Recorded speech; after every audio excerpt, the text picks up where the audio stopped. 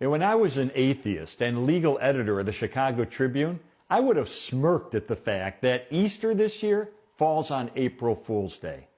Because back then, I thought that anyone would have to be a fool to think that Jesus literally rose from the dead.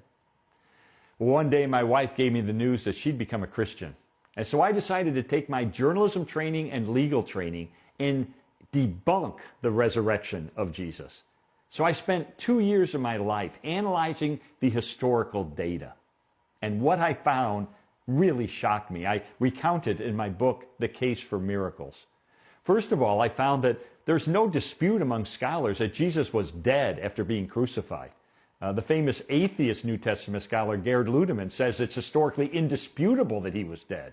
The Journal of the American Medical Association says that based on the historical and medical evidence, that Jesus was clearly dead even before the wound to his side was inflicted.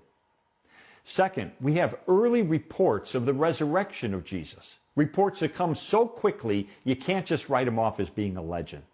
In fact, we have one report of the resurrection, including named eyewitnesses, that has been dated back by scholars to within months of the death of Jesus. Friends, that is historical gold. Third, we have the empty tomb, and I found that even the opponents of Jesus implicitly conceded that the tomb of Jesus was empty. And then fourth, we have 9 ancient sources inside and outside the New Testament confirming and corroborating the conviction of the disciples that they encountered the resurrected Jesus.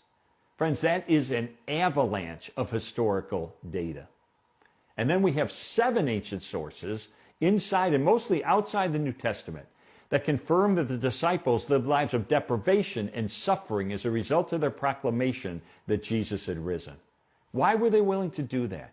Because they heard a rumor that he'd risen? No, because they were there. They touched him. They ate with him. They talked with him. They knew the truth. And knowing the truth, they were willing to proclaim it, even despite the suffering they endured. Friends, I spent 2 years investigating this evidence. And it came down to one day when I reviewed it all and I thought, you know what? Based on the historical data, my verdict is that Jesus not only claimed to be the Son of God, he backed up that claim by returning from the dead.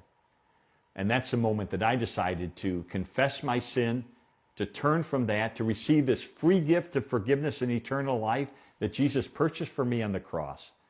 And at that moment, I became a child of God. Some people have a rush of emotion at that moment. I didn't. You know what I had? I had the rush of reason. Because the resurrection of Jesus is not some April Fool's Day joke. It is a historical reality based not on mythology or make-believe or wishful thinking, but a solid foundation of historical truth.